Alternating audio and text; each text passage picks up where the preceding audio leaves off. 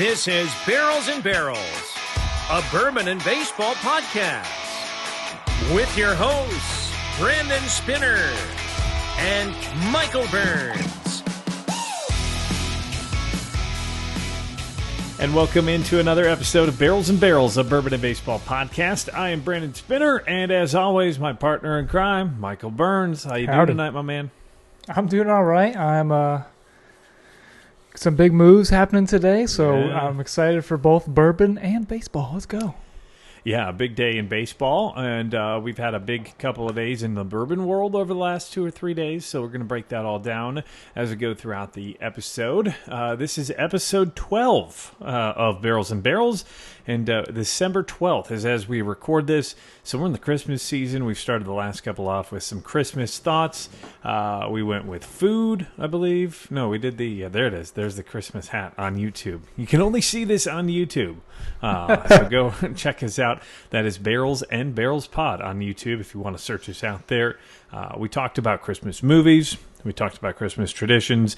This week I was thinking Christmas songs. Is there like a Christmas song that is like your go-to, or that, like, I'm always whistling Christmas music. Anybody who works with me can tell you if it's June, July, February, I'm whistling probably up on the rooftop. You're that guy, huh? I'm that guy. It's always Christmas. But if I had to pick a favorite Christmas song, I've got one that really is a top of mind. But is there one for you? I love Trans-Siberian Orchestra. Oh, I saw them in concert here in Huntsville over a decade ago, and just the lights that they had with Wizards in Winter. Mm-hmm. It was, I still can remember it, and this was 10, 15 years ago. I would love to go see them again. I've heard they're great in concert. I only have heard their songs. I've never seen them in concert, but I've heard great things. Yeah, they did lasers and lights. It's electric. It's electric. No, not that way. Mine, I guess if I had to pick, I really am a sucker for the Drummer Boy by the Pentatonics. The Pentatonics Drummer Boy version. Is that acoustic? It's a cappella. A cappella. That's the word I was looking for. And they do the another one. That's Christmas to Me. I think that's one of their like originals, which I really enjoy. But I also get down to Christmas in Hollis, which I love, and then the Beach Boys Christmas song. But if I had to pick, it's probably a Pentatonics. One of those two between That's Christmas to Me and the Drummer Boy. With the acapella, you can get such good feeling with, songs have good feeling like that. Yeah, that's good. But I'm always whistling Christmas music, and those of you who work with me who are listening, you can probably be like, yeah, he's annoying. He continues to just whistle. That's one of the reasons he's so annoying. Talk. Yeah, one of the many, very many reasons. Bourbon and Baseball podcast. So, Michael, we're going to jump right into it here with some bourbon, and as we do that, we will talk about what's going on regarding to head on over to our Spotify and Apple playlist. We got a new review this week. We do reviews. They're open, they're honest, and we'd love for you to give us an open and honest review. We got a new one, another 5-star from BKE161, Bourbon and Baseball. What could be better? An entertaining podcast that does a great job of mixing two American staples. So cheers to BKE161. Don't have any clue who that is, but cheers to you. I'm going to pour this one out for you tonight, and this week's review is going to be a bottle that I have really enjoyed. You've talked about that bottle since you got it. Multiple times. Yeah, since I've got it. I got it right into the middle of September. I opened it the night of September 30th. It was the last pour I had before we went into the sober October trend. It's Barrel Batch 33. So that's Barrell Bourbon, cask strength batch 33. Barrell's been putting out some amazing stuff this year. We've done the Vantage already. We're going to hop into the bourbon. This is a blend of bourbon whiskey, 750 milliliters. This is an age of 5 years. Batch 33 comes in at 116.6 proof. And this is distilled in Kentucky, Indiana, and Tennessee. So it's going to be blended of multiple different blends. I haven't looked up the particulars on this yet, but I've seen great reviews on this. And from my personal experience, I think it's fantastic. When was Barrel 33 put out? Do you know? I think it was late summer, early fall Of this year? like August of this year is when it came out. From what I'm reading here, it's a marriage of high rye blends from multiple different spots. A marriage of high rye barrels and high corn barrels ranging anywhere from 5 to 9 years old. 2 sets of barrels mingled together for 2 months, then balance was adjusted for the most optimal combination. Of course, Barrell is blending their stuff. They're not distilling it, but they're blending it, and they're probably top of the game right now when it comes to the blending of whiskeys. They're doing a fantastic All job their of it. special releases have been very good. Very, very good. They're atop the charts, and I believe they're doing Stellum as well, which comes out for great reviews. I have yet to have that, but hopefully soon. I know, Amanda, if you're listening, I still have yet to crack open the 2 that you sent me, which I think were the Equinox blends. But, Barrel Craft Spirits, they put out Batch 33. I think it came out in late July or August, or at least that's when I started seeing reviews and posts about it. So let's jump into it. This is Barrel and Barrels podcast, episode 12, and we're going with Barrel Craft Spirits, Batch 33. Pretty dark in the color right off the bat. There haven't been many light-colored bourbons or whiskeys that we've gone with so far, but this one's got a pretty good color. I'm not getting a lot on the nose. I don't know if that's Got something going citrus through right my off the system there, or... Yeah. Got citrus right off the top. I'm just getting a little... I get the spice, but I'm not getting much on... Maybe a little lemon? Maybe that's what I'm picking up? Yeah, that might be the citrus that I'm getting. It's... All right, I'm going to take a little coat to coat the mouth before I go giving them out my palate notes. So this is a selection of 5, 6, 7, and 9-year-old barrels. And this was bottled in Kentucky. So they did all this work over in Louisville. The appearance, yeah. every time. You got about 10 seconds after Michael sips, and then you hear that. It comes out. No, I'm not expecting. Also, I don't know if I take too big of a breath. So what you getting on that palate? Citrusy. Yeah, just like the smell. There's oak for sure. Right. Probably wouldn't be a good bourbon if it if you didn't have any oak. Right. That's part of the bourbon part. That it's not bourbon if it doesn't taste like oak almost, right? Yeah, I think we've been tasting a lot of more that have cherry notes in them of dark fruit, and I don't think that has this one. I think, like you're saying, it's tropical a little bit. Mm-hmm. And even the Vantage was that way, wasn't it? It was tropical. Mm-hmm. There's a bit more. You got me with the liquid in my mouth. This is more like citrusy and a tropical feel to it. I almost get a little bit of apple in there as well. Not a ton, but enough to like... It's like a funky apple. Not a bad apple, but like a funky apple, if that makes sense. Yeah. Like, not an apple you would take a bite of, but it's got that... Applesauce? Yeah. I get that would be a pretty good description. Applesauce. Grandma's apple pie? No, it's not like a candied apple. It's... Yeah, I guess applesauce would be the best way to describe that. I don't like applesauce. I don't like mushy food. Applesauce. Is it because of a texture thing? Or it's a texture, yeah. I don't thing. like apple pie, soft apples. No? No, can't do apple pie. I got a little bit of baking spice in there too, but predominantly the citrus is what comes through. The heat is there, but it's not overpowering for a 116, right? Like 116 proof. It's got a good finish. It doesn't fade too fast, and I'm not saying it's overpowering. I feel more of like the burn at the tip of my tongue, when generally it's sometimes towards the back or even in the sides of the tongue. This one is like the exact tip. So overall, very good. I enjoy this pour. on our rating scale, which is a 5-tiered rating scale. Where do you put this, Michael? Hold on, I'm getting one last taste. One more. So as Michael goes through that, I'll help go through our our rating scales. We've got a 5-tier rating scale for those of you who are just tuning in.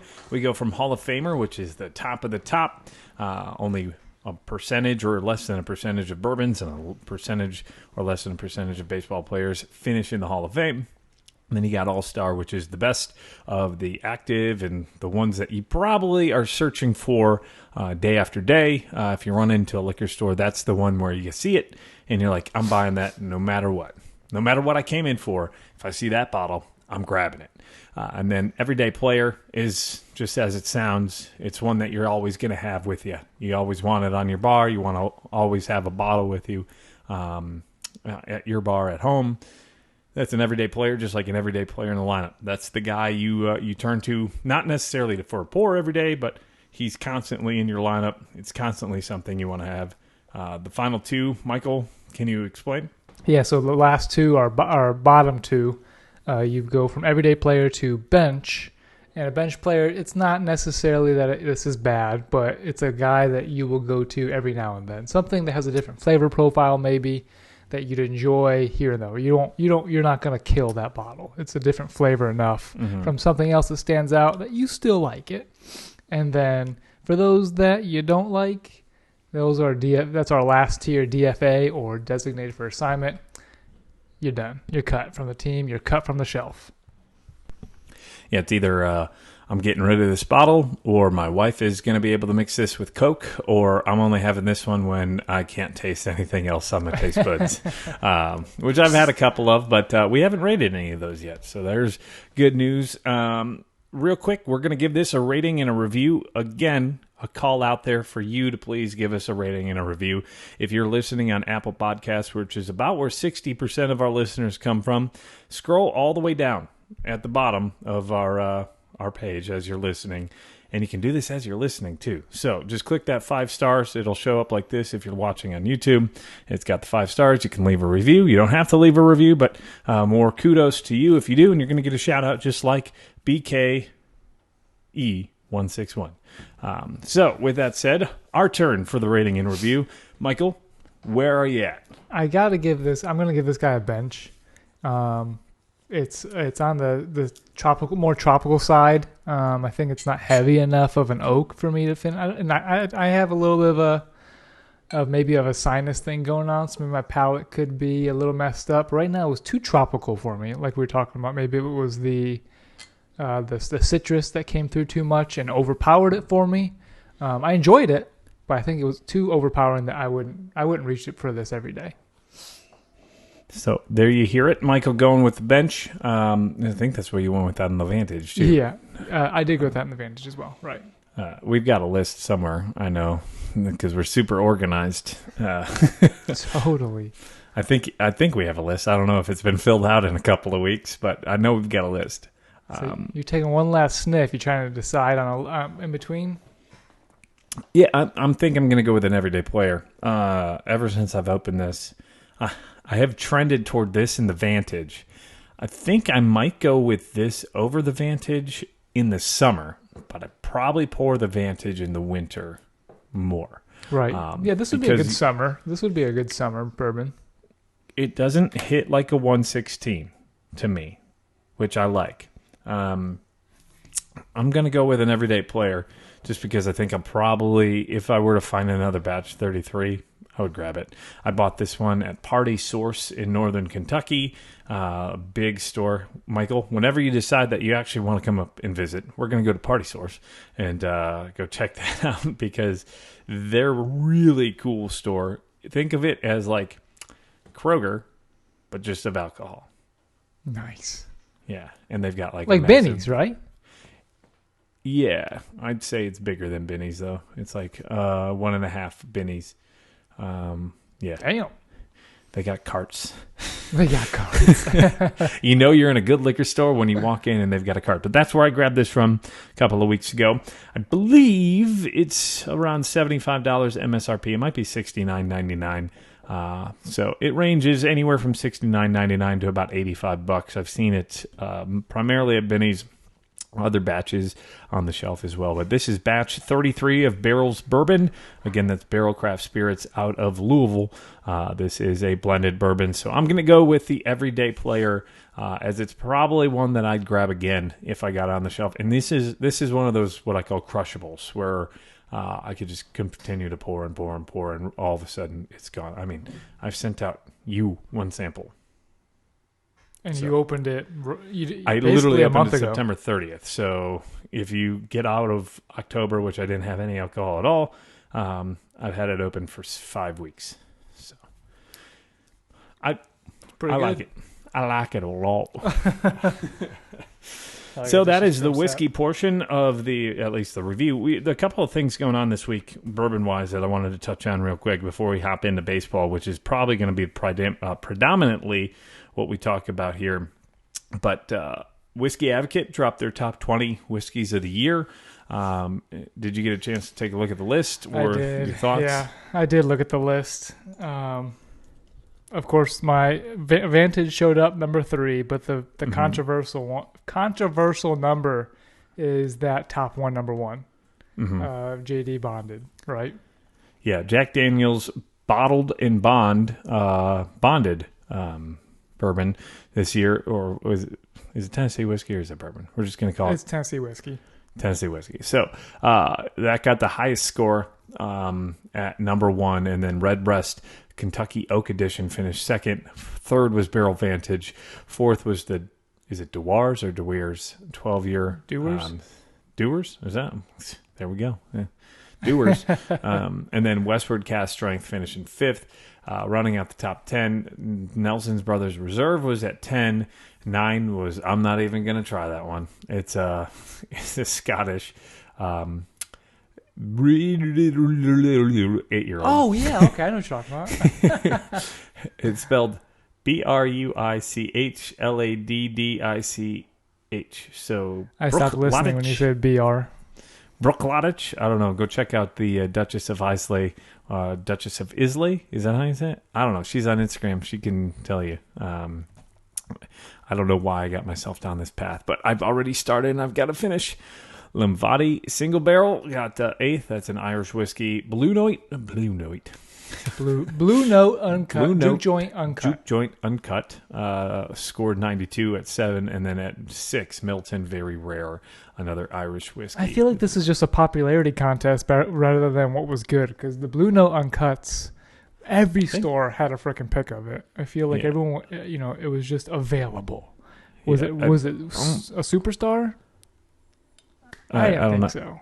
I'm also confused on number 18, Hardin's Creek, which I heard was phenomenal, but the one that was rated highest out of anything I read didn't make the list. The lowest ended, the 2-year one made the list, while the 18-year one, or 184 months, what's that? I think that's 18 years, didn't make the list. So that was the confusing part of the list. But again, if you didn't hear, Barrel Vantage, which I think was a very good pour, comes in at 3.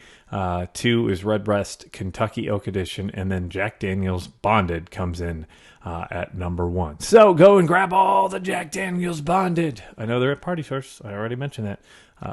But yeah. So that's what happened Whiskey Advocate-wise. Also this past weekend, I know it was allocation weekend in Alabama. I noticed a lot of different spots across the country doing their allocation weekend, or at least some big bourbon drops. Did you go get in line anywhere?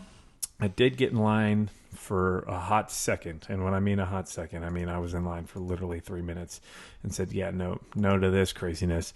We went to a store. We got a drop in Ohio that it was a Weller foolproof drop that they announced at the last second, which was kind of a disappointing. A very bad kept secret. Everybody pretty much knew Weller was dropping, but the store I went to got 6 bottles. Every other store in the area supposedly got 50 to 60. I was 45th in line. So that's how the day went. It's okay.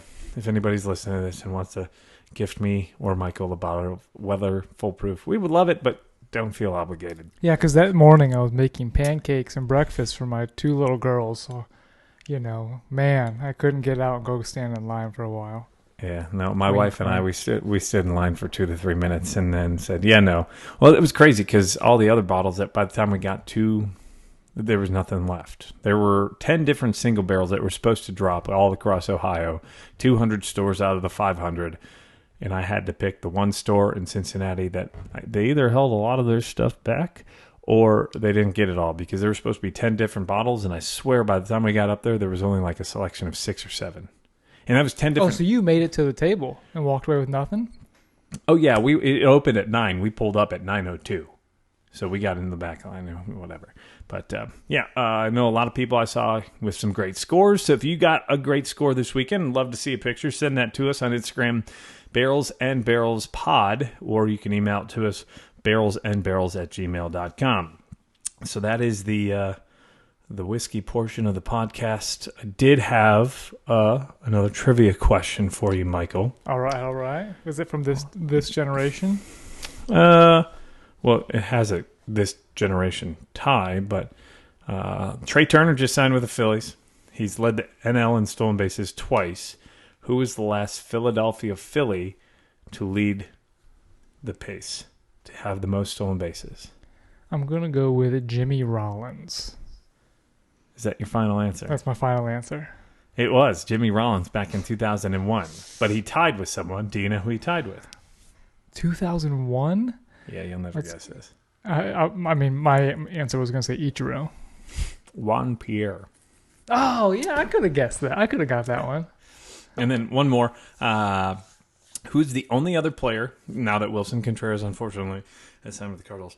I talked away from the mic on a purposeful reason on that one. Who's the only player to hit 50 or more career home runs for both the Cubs and the Cardinals? Not necessarily in a season, but career-wise. It's a name player, isn't it? It's not the name Lou Brock is what comes to my mind, but that's the first one. That's what I would have guessed, but it's not Lou Brock. It's not I'll Lou give you Brock. one more guess. I don't know. I can't remember who played for both. I'm going to give you 3, 2. Nope, I'm done. Rogers Hornsby. He hit 193 with the Cardinals, 58 with the Cubs. Better as a Cardinal, but we'll move on from there. As far as baseball, we do want to give a quick shout out to our sponsor, Walk-Offs and Whiskey. Had an announcement on, I believe, Instagram, was it today? Yep, Instagram. Some rough news there. So go support them here. If you're looking for a gift, go to walkoffsandwhiskey.com. Use the promo code BNB to get 10% off your order, as they'll be going out of business. Give him some Well, they're not going out of business. They're closing just shop for the rest of the year to refocus on 2023. Well, then I was wrong. I misread your text. I haven't looked at Instagram all day. It's been a busy day. I heard closing shop. The post kind of looks that way at first. It says we are closing shop, and then it fades to another image that says to prepare and grow for 23. Oh, well then, hell yeah, let's go, walk-offs. Let's go. I thought that. See, it looked bad when I first saw it. It was a much more dire text than I had seen. I had literally, like I said, I posted one thing on Instagram today, and that was to post. Well, I had 2 things because I had to post our post about the Hard Truth podcast that dropped. Again, apologize for the audio. And then the big Sean Murphy trade that happened today I posted, and that's going to jump us right into the Sean Murphy trade. It was a big one. This was the best catcher out there other than Wilson Contreras. It was kind of 1A and 1B. One you had to buy, one you had to trade for. Yep. This was the trade. This is the biggest trade we've had so far this offseason because this, I think, trumps the Teoscar news. I think the Braves kind of got a steal for Murphy. Their farm system, I mean, if they're going to make a trade for a big-name player, you'd think they'd have to have a farm system to be able to trade from. And Sean Murphy had many teams calling. And the Braves system ranks 30th in some rankings. So why the A's would be so convinced, unless they're just going to pay in quantity rather than quality. Or I was joking with a friend and said the Braves contacted the A's and said, so we want Murphy. Who do you want? And the A's said, who's your cheapest player? So for those of you who haven't heard it yet, that happened this afternoon. The Atlanta Braves get catcher Sean Murphy from the Oakland Athletics, but here's the thing.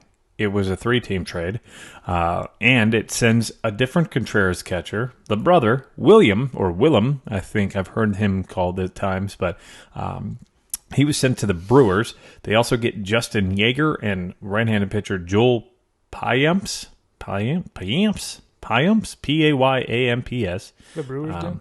Yep, and then Oakland gets a lot of players, but I don't know many of them. Kyle Muller, I see is ranked as the Braves, number 1 or number 2 prospect. So the Braves paid in their weak system already. With their number 1. Utility player Esteri Ruiz, right-handed pitcher Freddie Tarnock, right-handed pitcher Royber Salinas. But the big deal for Oakland, I guess, is they got a catcher. It was basically it was a 3-team catcher trade. Manny Pena heading over in his 30s. Yeah. He's just a stopgap for probably Shea, who they got from the Braves. I would think that the Braves got the best end of this deal with Milwaukee kind of right there on the edge, just getting another catcher. They're upgrading with Willem over Manny Pena. And they're going younger. Willem, of course, back in the NL Central. So there's 2 Contrerases that the Cubs will have to face this year, one in Milwaukee, one in St. Louis. But so how Braves, easy? Yeah, go ahead. No, go ahead. I was going to say, how easy would it have been for the Cubs to have made that move? Now imagine the Cubs don't sign Wilson, but then they trade for their brother William. And hey, you guys said you wanted Contreras. You wanted Contreras. Here we go. He could have worn the same number. They wouldn't have had to change any of the memorabilia. So if you had a Wilson jersey, you could have a William jersey. The Cubs had a Manny Pena in Yan Gomes or even P.J. Higgins. Come on, Manny Pena is nothing special. Right.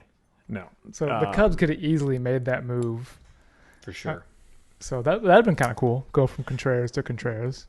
But the NL East just gets richer, right? Yeah. The NL East just gets richer with Atlanta getting probably one of the better upcoming catchers. I wouldn't say he's better than JT or Wilson, but he's probably top 10 catchers in the game right now, maybe top 6. Yeah, I'd say he's top 6. I mean, he's only had a year and a half to have proving it, but he's looking like what Real Muto was coming out of Miami, stud guy. Someone who's on the upswing, who is coveted by a lot of teams. There were a lot of teams in on him, and the fact that there were a lot of teams in on him, and this is the deal that got done, makes me wonder what the hell were other teams trying to do, because I think the Cubs could have had a better package than this. I wonder what the asking price for other teams was. In Atlanta already made a deal when it came to Matt Olson with the A's last year, so they kind of were already familiar. Surprised the Braves haven't signed Sean Murphy to a cheap extension, 10 years, $50 million or something, That seems what they have been doing, right? Speaking of signings, we didn't break the news, but it happened as we were recording our last episode. Xander Bogaerts, 11 years, $280 million. Now that we've been able to digest that move a little bit, it makes a little more sense, but still some question marks. It does? Yeah, well, Manny Machado can opt out after next year. Okay. So he can opt out. Thought is the Padres would re-sign him, but we talked about the potential for Tatis either getting let out, that's what I mentioned, or he can move to center field, which is something you mentioned. And it's looking more and more likely he'll go to center field at this point. But the Padres, they're opening their checkbooks. Yeah, I don't know. The Padres, they posted that media picture of Xander, Juan Soto, and Manny, and left Tatis out. And Ronald Acuna commented on the post, I think on Twitter, where's Nando? Yeah, where's Nando at? So all of a sudden, Twitter exploded. Tatis is going to the Yankees. Tatis is going to the Yankees. Tatis is going to the Yankees. And the Yankees have 2 stud shortstop prospects. I forget the second one. Could play him in center. Could play him in center because Judge won't be in center too much longer. Because Judge's not in center. He played center field for much of the second half of 2022. Oh, I didn't know that. Oh, yeah. No, you don't want that guy in center. So you could put Tatis in center. I think the Padres ultimately keep him because his trade value is probably on the lower end right now. Well, his contract isn't really. He signed that big deal, 13 or 14 for $300, I think. That's $23 million a year. That's a bargain now with what these guys are signing all of a sudden. Well, and that's another thing is if you could have signed Carlos Correa last year to 10 years and $300 million, which is what he was asking for, that's almost a cheaper deal than what he's going to get probably here in the next couple of weeks. Right. Because he would only have 9 and 270 left after this past year. And would you take Correa at 9 and 270 right now with the prices getting thrown out? Yeah, that sounds great. 100%, right? So that's just some incredible look at to what has happened over the last year in baseball. I believe I read they made $11 billion in revenue combined, Major League Baseball last year. Okay. $11 billion. But remember, biblical losses a couple of years ago because of the pandemic. Biblical. Speaking of spending, right? So we had Xander signed, and then immediately after we had Brandon Nimmo go to the Mets at 8 years, $162 million. So that's an average of 20.25. The Mets, man, they've got their books wide open. I would love to have Cohen as an owner. What about you? Yeah, I mean, just go right. Just tell them who did we sign? Who did the Mets sign later this week then? Yes, Senga. And then right after that, David Robertson signed, who was with the Cubs this past year in the Phillies. He signed a 1-year, $10 million deal. So they've signed Senga, Nimmo, Robertson, as well as Quintana and Verlander within a week. Of that altogether, they have I meant to do the research on it earlier. Today's just been a crazy day. They eclipsed 400 million. So with the tax, they're under 400 million, but when it comes to the luxury tax, they get taxed on 50% on X amount of dollars, then 75% on another X amount of dollars, and then on 100% tax on everything over said. I don't know where Cohen's going to pay another 100 million in just taxes. Taxes. I saw somewhere like $425 million for a payroll this year, and I don't think they're done. I don't think that they're done. They're probably going to add some depth here and there. There are 9 other teams in baseball that have payrolls under 50 million. There are 1, 2, 3, 4, 5, 6 that are under 40. So get this. The Mets rotation is going to be making, if you include Carlos Carrasco at $14 million, which is what his salary this year will be. Oh, boy. It's going to be about $128 million this year for the 5 starters, not just the whole pitching staff, the 5 starters. As if that was just the team payroll, they would be the 12th most expensive payroll in the league. So that's going to be ahead of the Pirates, the Brewers, the Reds, the Rays, the Athletics, the Marlins. Let's just say what teams are above it. I mean, you got the Mets, Yankees, Phillies, Padres, Braves Cubs, are up there. Braves are up Cubs, there. White Sox. Angels, Dodgers, Texas, Colorado, Houston, and White Sox. The Cubs only have $78 million on the books for 23. That changed because they haven't included the arbitration numbers yet, and I don't believe the numbers. Tyone as well as Bellinger are in there. I believe those numbers took the Cubs up to 175 this year. Oh, dang, okay. Yeah. So, because they still have Hayward's $23 million on the books that they're paying this year as well. And Hayward just signed this past week. With the Dodgers on a minor league deal. So he's a lot of signings. Off and get he's going to hit like it was 2014. Yeah, he's probably. Going to hit 280, 28 home runs. Good for the Dodgers. I mean, he's a great dude. Best of luck, J.A. We got a ring with him. That's all I'm going to say. But, the Mets, they're spending money left and right. So the pitching staff alone, Justin Verlander, $86 million. Jose Quintana, $25 million. They signed Scherzer for a 3-year deal at $43.3 a year, which I think was $130 million was the deal itself. Carrasco's in the last year of his deal, and then they just signed, as you heard us say, Kodai Senga, who's coming over from Japan, 5 years, $75 million. I thought it'd be a little more than that. That comes out to an average salary of $15. But think of this: after next year, he's the only pitcher under contract for the Mets. That's the only starting pitcher that they have under contract. Senga? Carrasco's last year. Quintana signed a 2-year deal. Scherzer is on a 3-year deal, but this is year 2. And then Verlander signed a 2-year deal. So Senga, they're all in for these next 2 years. For the next 2 years. And they've got Lindor, who's on a big deal. Did they pay Alonso yet? They're going to have to pay him soon. He's going to have to be paid.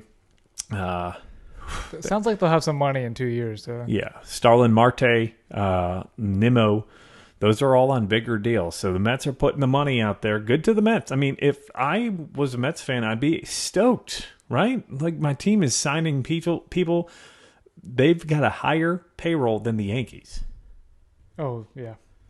Like, you've got to feel good as a Mets fan. You're getting DeGrom's gone, but in place, you're not going to miss him.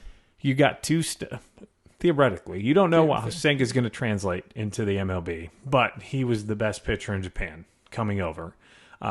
Theoretically, he's a number 2 or number 3, maybe, right? And when you've got Max Scherzer and Justin Verlander, yeah, well, those are possibly 2 of the best top 5 in the league, right?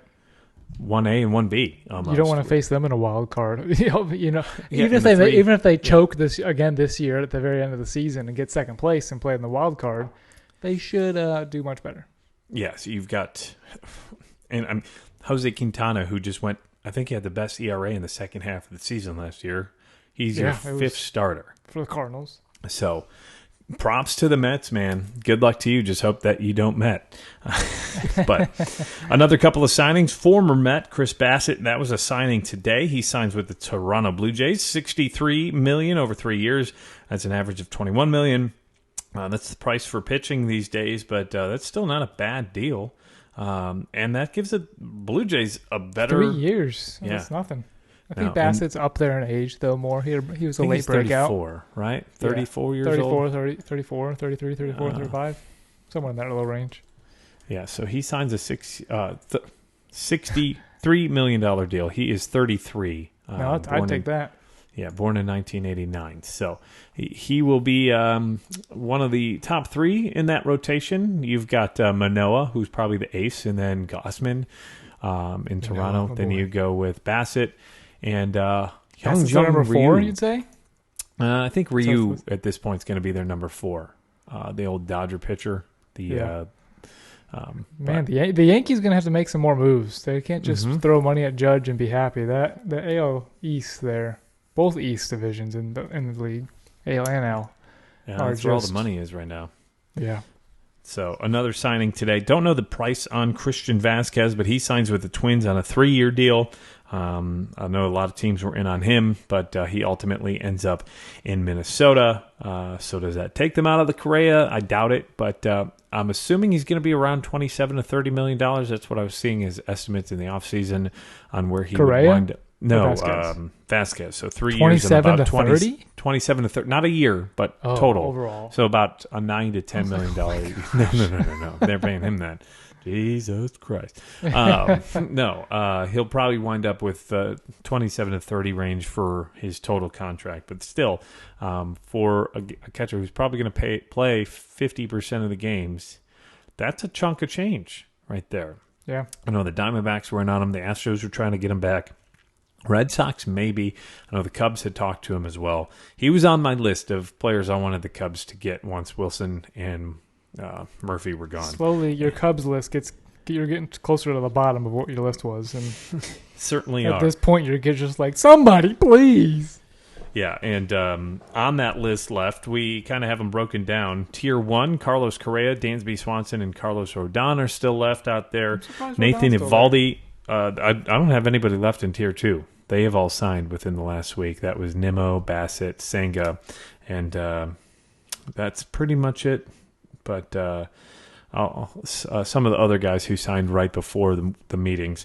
And then now Tier 3, Nathan Eovaldi, Andrew Benintendi, Michael Conforto, Brandon Drury, and Noah Syndergaard. And then Tier 4, I would say Michael Brantley, Trey Mancini, J.D. Martinez, Craig Kimbrell, and then a reclamation project of Dom Smith. So I think the most enticing name on that right now becomes Noah Syndergaard, because once Rodon is gone, I think Noah has got the highest upside of any of the remaining pitchers, and probably signs another short-term deal like he did with the Angels before getting traded to the Phillies last year, because he didn't have the best year, but he still got that pedigree of being an ace or a number 2 in a rotation when he was with the Mets. So it'll be interesting. The next couple of weeks, we'll still have to see where the dominoes fall regarding Correa or Dansby.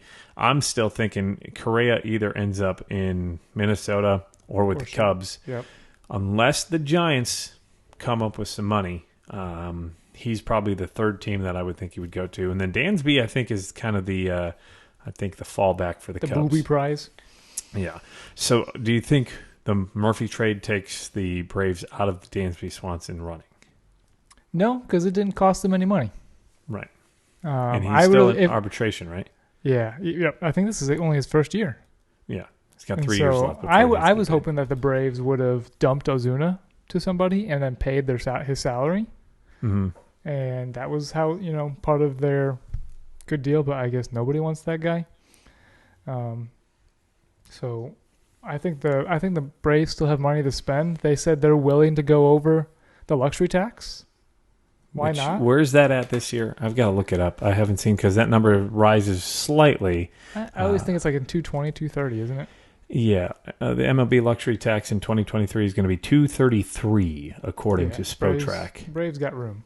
You always want to leave that room for in-season additions, but hey, once you go over it, if you're winning at the trade deadline, you don't care about money at that point of the luxury tax. You're playing it to win it if you're in it.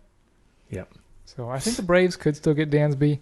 Last I heard, they offered 6 years, 100, which is not going to get it done. Mm-mm. Well, I don't think Dansby signs until after Correa because that'll just set the basically set the price. Trey signed 11,300, Xander at 11,280. You expect Correa to be asking 10 and 300. That would be probably his floor right now. He's got Scott Boras as an agent, so he's going to be trying to milk teams. As a Cubs fan, 11,320 done. He just 11,320 for Correa. Correa, right. Now, Dansby's now wife, he just got married on Saturday. She works. Oh, she works. She works. She plays soccer for the Chicago women's team. Yeah, the Red Stars soccer team. So he's got her up there, and he's from Georgia. So, from what I heard, is that doesn't play as much of a role as you would think that she plays in Chicago. Hopefully it does. Hopefully she can at least tell him, hey, I love Chicago. It could be someplace that we could stay. But who knows? I wouldn't be opposed to having Dansby, but I'd take Correa over Dansby at this point. What about you? The bat. Dansby doesn't have the bat that the other three guys had. He did in his contract year, but all the previous years he didn't.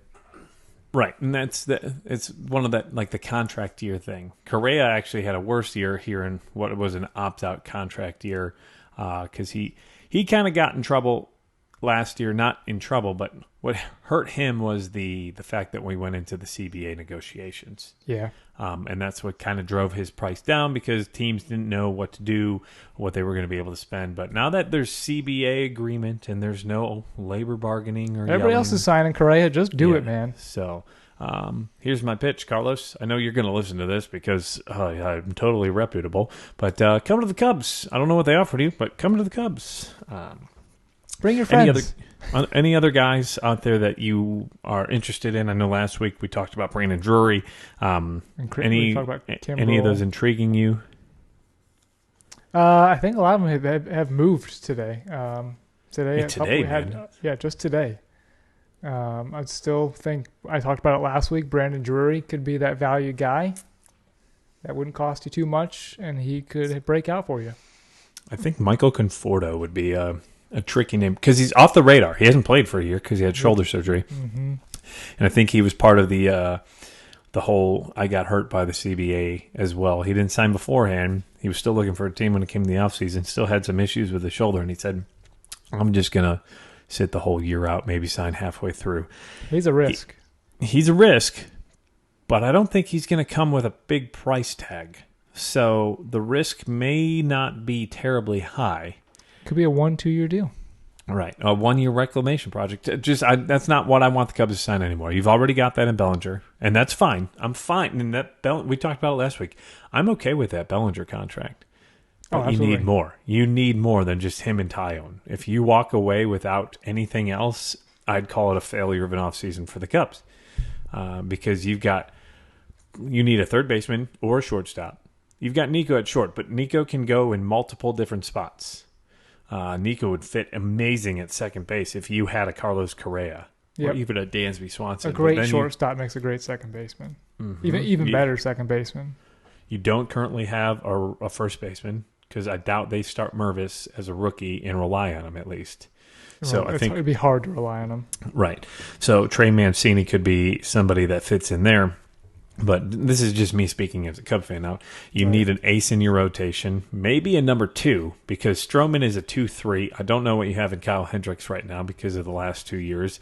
And Tyone is probably a 3-4 at best, probably a 3.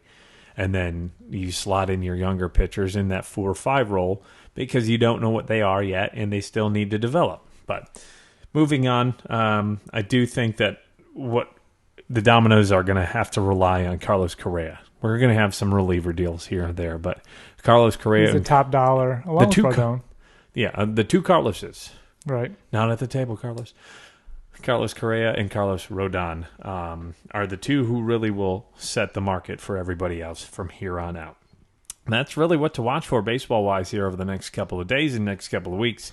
Stuff could slow down around the Christmas time. So if maybe something big will happen this week, and otherwise it might be till January before we see more dominoes fall. Yeah, I think we've got probably until next Monday or Tuesday, and then we'll be in a slow season for a week and a half or so as we get into the holidays. So that is it regarding what's going on in the baseball world. Oh, real quick. I know we got to wrap up. Did you see the report about the juice baseballs in the MLB this year? This year? Yeah, so they supposedly had juice balls. Remember that a couple years ago. A third party, we'll talk about this more next week, but I do want to tease ahead because it was just something I heard about today on a podcast. I had Eric Mounier, who's a listener in South Dakota, reach out to me about it as well. Supposedly there was a third baseball in there this year. There was one that was deadened. There was the juice ball, remember, from a couple years ago when balls were leaving left and right. But there was a third baseball that was inserted this year. Only during Aaron Judge's games? Only during Yankee games, the All-Star game, and I believe in the playoffs. But I'm not 100% sure. I've got to do more research, and I don't want to throw things out there. But I know for sure it was mostly Yankee games and the All-Star game. What is Manfred doing, dude? What is he doing? Again, I want to dive into this more next week when we have a little more time. But we don't have the time for it now, and we don't want to waste too much time here going forward. But that's a tease ahead to next week. That is called a tease in the news industry, baby. Spinner, out. But between now and then, you're probably going to go look it up and figure out what we're talking about. But we'll have some more information on that and probably our opinions and thoughts and conspiracies behind that. So look out for that next week. We've got another bourbon review dropping within the next week as well from Middle West Spirits. So be on the lookout for that. And, of course, we've been teasing it for a couple of weeks. It'll get done at some point. You'll probably hear more about Michael or myself here in the next coming weeks, why we're baseball fans, why we're bourbon fans, what drives us to both of these hobbies. Yeah, what grinds our gears. And, of course, you can always look out for more free agency news as well. Michael, where can our friends and family and viewers and listeners find you on the good old social medias? On Instagram, my handle is BNB_Burns. About the same thing on Twitter, BNB Burns. BNB Burns, and I am at whiskey_weather. That's the shirt I'm wearing tonight. So you can find that on Instagram and on Twitter. I am at WXSpinner89. That is it for episode 12 of Barrels and Barrels. You can find us on Instagram at Barrels and Barrels Pod. Yes, on Instagram at Barrels and Barrels Pod. We're on Facebook at Barrels and Barrels Pod, Twitter at Barrels and Barrels, YouTube at Barrels and Barrels Pod. You can email us and you can stream us on all those podcasting services. We are on Amazon. We are on Apple Podcasts, Spotify, iHeartRadio, as well as Google Podcasts. Please, as we mentioned last week, and a big shout out to BKE161 for your review. But we would love if you rated us and reviewed us on any of those podcast platforms or on YouTube. Also, don't forget to subscribe on YouTube. We're at 28 subscribers. There you go. We've got stickers if you want some stickers. I believe Eric Mounier just bought a T-shirt as well. So if you want a T-shirt, we've got the potential for that as well. That's it. That's Barrels and Barrels Podcast, episode 12. We are a bourbon and baseball podcast. Michael, any last words for our friends and family? Nope. Merry Christmas. Enjoy your holidays if you don't hear from us again. I hope you hear from us again. But if you don't, happy holidays, Merry Christmas, Happy Hanukkah, whatever it is you celebrate, we hope you have a happy and healthy holiday season. Yes, absolutely. And that is it for episode 12 of Barrels and Barrels of Bourbon and Baseball podcast. Let's go.